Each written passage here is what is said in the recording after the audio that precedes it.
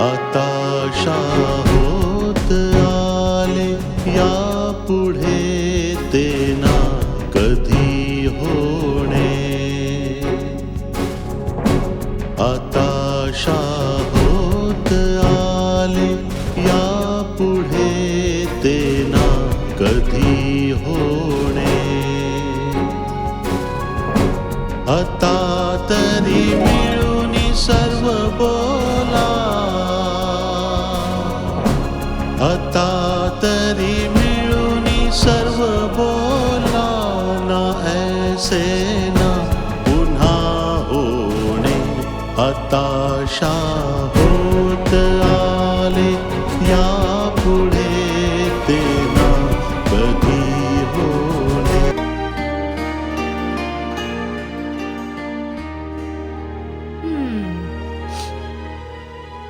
अरे वा, खूपच लवकर शहाणपण आलं तुला. तुम्हाला हवं ते तुम्ही बोलून घ्या, पण मला माझ्या घरातली कामं करायला अजिबात लाज नाही वाटत. ते तर मला माहीतच आहे. मला एक सांग, या घरात प्रवेश करण्यापूर्वी तुझ्या अंतरात्म्याने तुला धिक्कारलं नाही? मी असं काहीच काम केलं नाही ज्यामुळे माझा अंतरात्मा मला धिक्कारेल.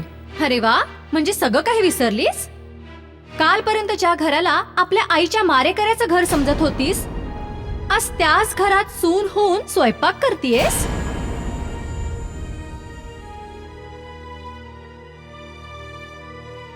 शांती वहिनी, का जखमेवरची खपली काढताय? मी तुम्हाला विनंती करते, परत असं बोलू नका. तू विसरू शकतेस, पण मी नाही. तू जी जखम मला दिलीयस ना, त्यावर काही उपाय नाहीये. वहिनी, तुम्ही असं सतत का बोलता?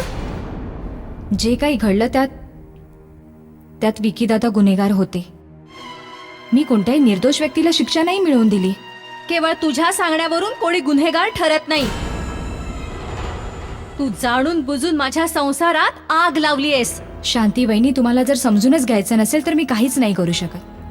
पण जेव्हा तुम्ही ही गोष्ट समजून घेण्याचा प्रयत्न कराल तेव्हा तुम्हाला कळेल की मी केलं ते योग्य होतं की अयोग्य. मी तुला नखशिकांत ओळखलंय. माझ्या नवऱ्याला तुरुंगात टाकून समाधान नाही मिळालं तुला, म्हणून विजय भाऊजींना माझ्या विरुद्ध भडकवलंस. तुम्ही माझ्यावर सरळ सरळ आळ घेताय. माझा धीर अशा सुरात माझ्याशी कधीच बोलला नव्हता. अगं, जर हिम्मत असेल तर सरळ माझा सामना कर ना. वहिनी, मला वाटतं तुम्ही विनाकारण माझ्या मागे हात धुवून लागलाय. असो, पण मी ठरवलं की या घरात माझ्यासोबत काहीही होऊ देत, मी ते सहन करेन. मी बाबा, आई आणि विजयसाठी चहा बनवते. तुम्ही घेणार का? तू सगळ्यांसाठी चहा बनव, पण माझ्यासाठी चहा बनवण्याची काही गरज नाहीये. ओ हो शांती वहिनी, तुम्ही माझ्यावर इतक्या नाराज आहात की माझ्या हातचा चहा सुद्धा नाही घेणार? अजिबात नाही. अगं, तुझा काय भरवसा? चहामध्ये मिसळून काही पाजलंस तर? हा, ठीक आहे, जशी तुमची इच्छा.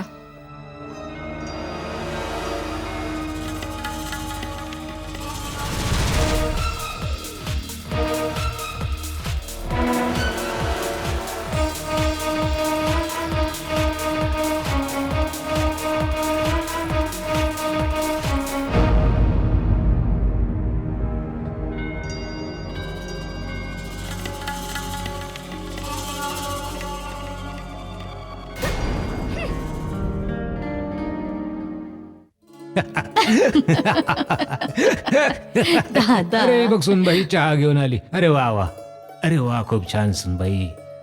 असू दे, अखंड सौभाग्य होती भाऊ. जरा लांबूनच. ही नाटकं करायची काय बी गरज नाही. मान सन्मान लज्जा हे सर्व मनातून यायला हवं. नाटकीपणा करायची गरज नाही. काय ग लल्लू, तुला हा सगळा नाटकीपणा वाटतोय? काय उलट सुलट बोलतीये सुनबाई समोर? अरे दादा, तू जरा गप्पच बस. हे सगळं तुझंच कटकारस्थान आहे. तूच गेला होतास ना आणायला. जर आपल्या मर्यादेची जाणीव असती, घराची काळजी असती, तर सावतावून घरी आली असती. बोलवण्याची गरज नसती लागली. बरं, असं तू चहा पिचं? अगं, मला नको हाय. तू लांबच राहा. का आत्या? तू असं काय करतेस लल्लू? आता चहा बरोबर तुझं काय वैर आहे? अरे दादा, मला हिनं बनवलेला चहा प्यायचा नाही. आता हिच्या हातचा चहा पुन्हा कधी मिळेल न मिळेल, म्हणजे मला म्हणायचंय की तू नंतर हरिद्वारला जाशील ना. जर एवढाच असेल ना तर तूच पी ना. मी तर पिणारच आहे. तू आधी पी, मग मी पितो. P P.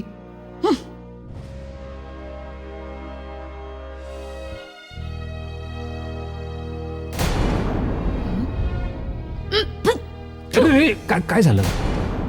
चहा बनवला आहेस की विष बनवला आहेस? काय झालं आत्या? तुझ्या आई वडिलांनी तुला चहा बनवायला शिकवलं नाही काय? मी तर चहा बरोबरच बनवला होता. मग मी काय खोटं बोलते आहे? घे चौथाच पी.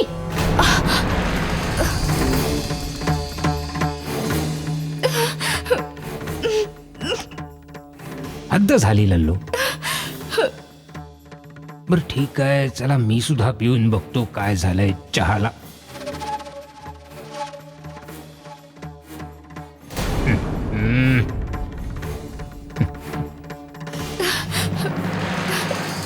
कोणत्या जन्माचा सूड उगवतोय सुनबाई? जाणून बुजून असा चहा पाजतेस की नकळत झालीये तुझ्याकडून चूक? बोल. अगं, आम्ही तुला सन्मान देतो आहोत आणि तू सरळ डोक्यावर चढून बसतेस. बघितलीस तुझ्या सुनेची लक्षणं? ही हाय तुझी सरपंच सून.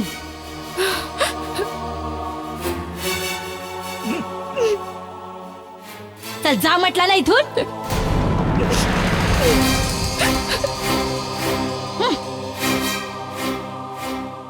ही तर माझ्यापेक्षा 2 पावलं पुढे निघाली.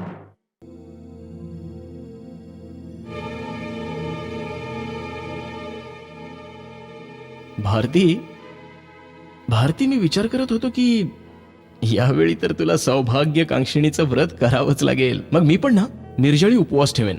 आपलं रीतिवातेने लग्न नाही झालं म्हणून काय झालं, पण आपण नवरा बायको सर्व व्रत वैकल्य जोडीने करू.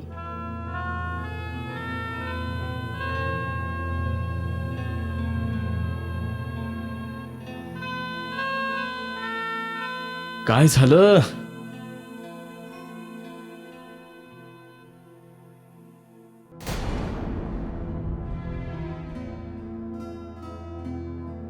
भारती, तू थोडी उदास वाटतेस. तुझा चेहरा एकदम उतरलेला आहे. तू रडली होतीस ना? नाही, मी का रडू? रडायला काही कारण असायला हवं. खोटं नको बोलूस. कोणी काही बोललं का तुला? काही भांडण झालं का? नाही, कोणी काहीच नाही बोललं. आणि कोणी कशाला का बोलेल? आणि बोलले तर बोलू देत, मी घरची सून आहे. मला तर सर्वांचं मन जिंकायचंय. भारती, मन हसून जिंकायचं, रडून नाही. आता का हसू? हसायला काही कारण तर हवं ना. आता हसू येत नाही तर काय करू? तू काहीतरी लपवतेस ना? खरं सांग, काय झालं ते? काय झालंय?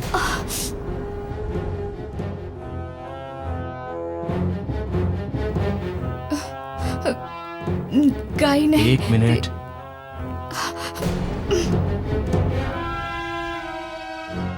हे कसं झालं? नाही, काही नाही. ते काम करत होते तर लक्ष नव्हतं. कढईला हात लागला. भारती, माझा विश्वास बसत नाहीये. तू खोटं बोलतेस ना? नाही, असं काहीच नाहीये. मी बोलतेय ना. मी आत्ता माहित करून घेतो की काय झालं. नाही विजय.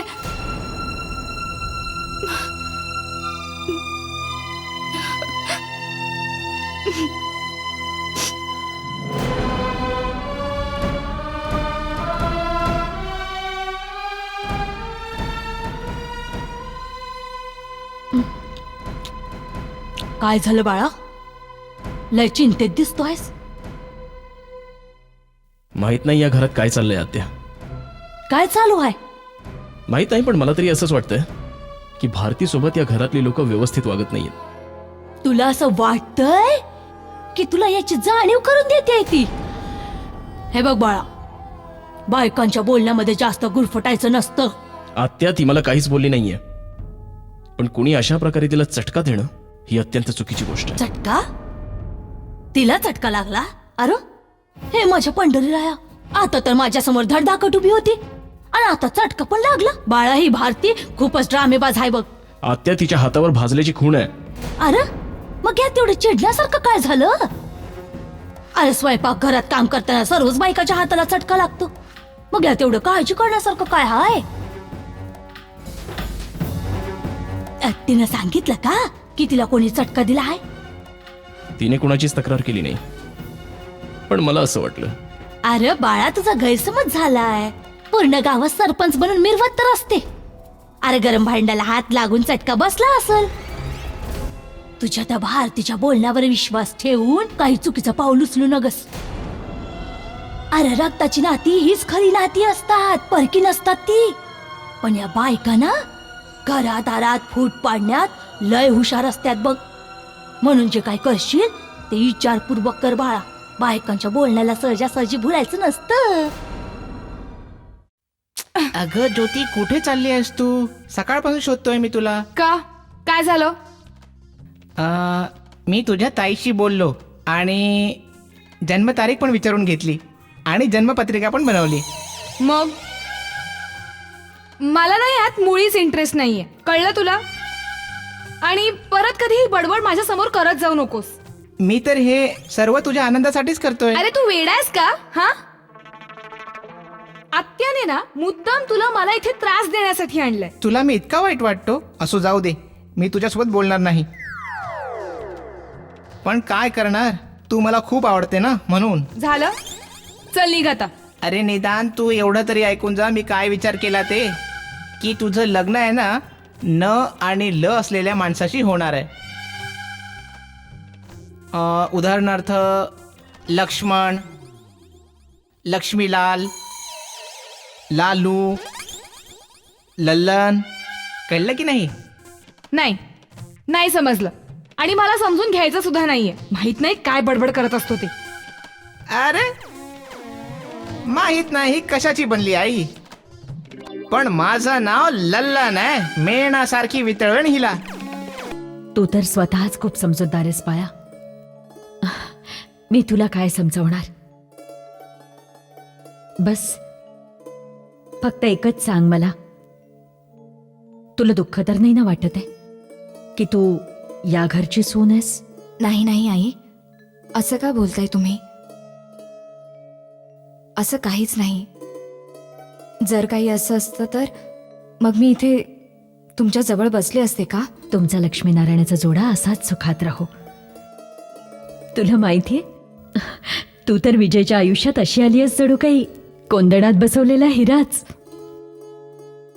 या गोष्टीवर तर माझा सुद्धा विश्वास बसत नाही की मी त्यांची बायको बनले. लग्नाच्या गाठी तर स्वर्गातच बांधल्या जातात. बस तू कधीच आपल्या मनात कटुता नको ठेवूस की या घरातल्या एका मुलामुळे नाही आई, असं बोलू नका. कारण मी त्या सर्व गोष्टी विसरून गेले. मला वाटतं की त्या गोष्टी विसरून जाण्यातच माझं आणि या घराचं भलं आहे. बरोबर आहे. भूतकाळाला विसरून नेहमी भविष्याकडे बघायला हवं. हे बघ बाळा, तुझ्या आईची जागा तर कोणीही घेऊ शकणार नाही, पण तरीही मी इतकं नक्की सांगेन की तुझ्या आईची कमतरता तुला जाणवू देणार नाही. ही गोष्ट बोलून तुम्ही मला मोठा धीर दिलाय ताई. मला पण तुम्हाला हेच सांगायचं होतं की खरंच मला तुमच्यामध्ये मला माझी आई दिसते. आई, म्हणूनच तर मी तुला सून नाही मुलगी मानलाय. तुला माहिती, माझी पाठवणी होत असताना माझी आई काय म्हणाली मला? चांगली सून तीच असते जी घरातल्या सगळ्या लोकांचा आदर राखते. आणि आज तोच वसा मी तुला देतेय. मला समजते आई तुम्ही काय बोलताय. माझ्याविषयी तुमच्याकडे कोणतीच तक्रार येणार नाही याची मी काळजी घेईन. अगं, तक्रारी, रागरुसवा, लहान मोठी भांडणं तर होतच असतात. ते म्हणतात ना, भांड्याला भांड लागलं की आवाज तर होणारच म्हणून. मला समजलं आई की तुम्हाला मला काय सांगायचंय. मी नेहमी या गोष्टीची काळजी घेईन. या घरामध्ये अतिशय प्रतिकूल परिस्थिती असतानाही मी हे घर सावरलं. आई, सून, सासू सगळ्या भूमिका बजावल्या. आजही मी त्या निभावून येते. मी खूप नशीबवान आहे की मला तुमच्यासारखी सासू मिळाली. एका आईला आपल्या मुलीबद्दल जशी काही तक्रार नसते, त्याचप्रमाणे मी वचन देते, तुम्हाला तुमच्या सुनेबद्दल काहीच तक्रार नसेल. असं काही नाही बाळा. कधी कधी अशीही परिस्थिती येऊ शकेल की माझ्यासारख्या समजूतदार बाईला सुद्धा मौन धारण करावं लागेल, किंवा कुणी आपल्या मर्यादांचं उल्लंघनही करेल. पण जर नात्यांची वीण मजबूत असेल ना, तर खरंच सगळ्या संकटांचा सामना करता येतो बेटा. तुम्हाला माहिती आहे आई, माझी आई सुद्धा अगदी तुमच्यासारखंच बोलायची. आणि त्यातच तुमच्या नवऱ्याने जर तुम्हाला बरोबरीचा दर्जा दिला तर संसार अजूनच सोपा होतो. आणि मी खूपच नशीबवान आहे, कारण विजयने मला तोच दर्जा दिलाय. बस असंच तुझं सौभाग्य अखंड राहू दे. आणि असंच नम्रपणे सगळ्यांचं बोलणं ऐकत जा. कधी कोणी काही बोललं जरी ना, तरी बोलू द्यायचं त्याला. एक दिवस तो पराभव पत्करेल. गीतेत सांगितलंच आहे की पापाचा द्वेष करा, पाप्यांचा नाही. मला कळलं, आणि मी ही तुमची गोष्ट नेहमी लक्षात ठेवेन. हे बघ बेटा, मी तुला जास्त काही तर देऊ शकत नाही, पण हो, या पिढीजात बांगड्या आहेत ज्या मला तुला द्यायच्या आहेत. तू कधीच त्या बांगड्या काढू नकोस. घाल.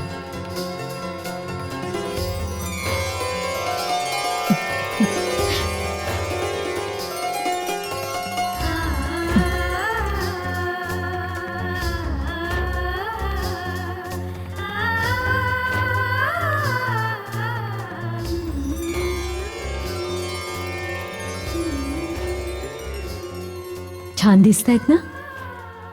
मी खूप नशीबवान आहे. मी ह्या जपून ठेवेन आई. अखंड सौभाग्यवती भव.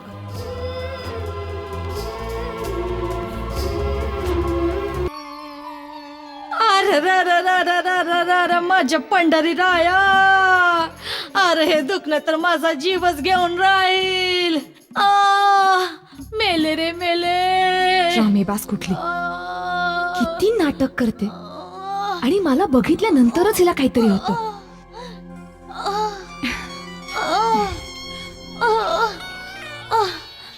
अरे रे हे दुखणं तर आत्या? माझा जीव घेईल. काय झालं आता काय सांगू बाळा, गुडघा खूपच दुखतो आहे. आत्या? मग पेन किलर घ्या ना.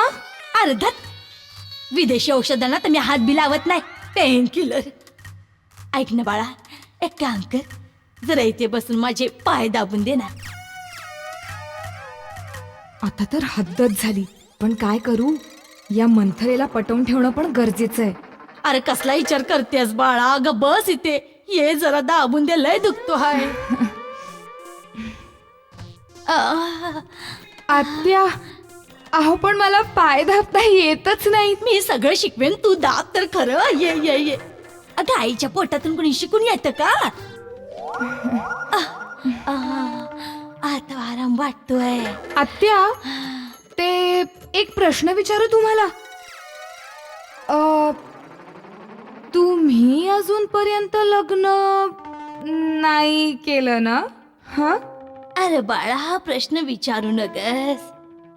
ती खूपच दुःखद गोष्ट आहे. मी तर बाल विधवा आहे ना. ते तर माझ्या भावावर माझं एवढं प्रेम आहे, त्याच्यावर एवढी माया आहे माझी, म्हणून तर इथं आले. नाहीतर मी आपल्या देवाकडेच राहिले असते. तुम्ही मग कायमच्या इथेच का नाही राहत आपल्या लोकांसोबत? अगं बाळा, मला कुणावर रोज बनायचं नाही हाय. हरिद्वार मध्ये मी माझी स्वतंत्र राहीन बघ. कोणाचीच हुकूमत नसते तिथं. अगं जरा जोरात दाब ना, ताकद लाव जरा. ताकद हाय की नाही? अगं जरा हळू दाब, पाय तोडते की काय माझा. ऍक्च्युली मी आतापर्यंत कधी कोणाचे पाय दाबले नाहीयेत ना, यु नो, प्रॅक्टिस नाहीये. एक गोष्ट सांगू, तू तुझं हे राहणीमान बदल बघ. आपला हा पेहराव बदल बस. नाहीतर तुझ्या त्या घरची सुनवण्याचे समदे गुण आहेत. खरंच आत्या? वय. म्हणजे तुम्हाला वाटतं की मी अगं आता जास्त हवेत उडू नगस हा. पहिलं मला सांग की तू विजयवर प्रेम करतेस की नाही? तुझं लगीन जर का विजय सोबत करून दिलं तर तू सुखी तर राहशील ना? हरकत तर नाही ना तुझी? हरकत कसली? भारतीला फक्त विजयपासून लांब करा, मग सर्व काही आपोआपच व्यवस्थित होईल ना? अगं आधी मला माझ्या प्रश्नाचं उत्तर तर दे. तू या घरची सून बनणार की नाही? हो आत्या. बस तर मग पाय दाबत राहा. एकदा हे भारतीचं विघ्न दूर होऊ देत, मग या घराचा नवीन अध्याय मी लिहीन. आता होत आले या पुढे ते ना कधी होणे. आता होत आले या पुढे ते ना कधी होणे. आता तरी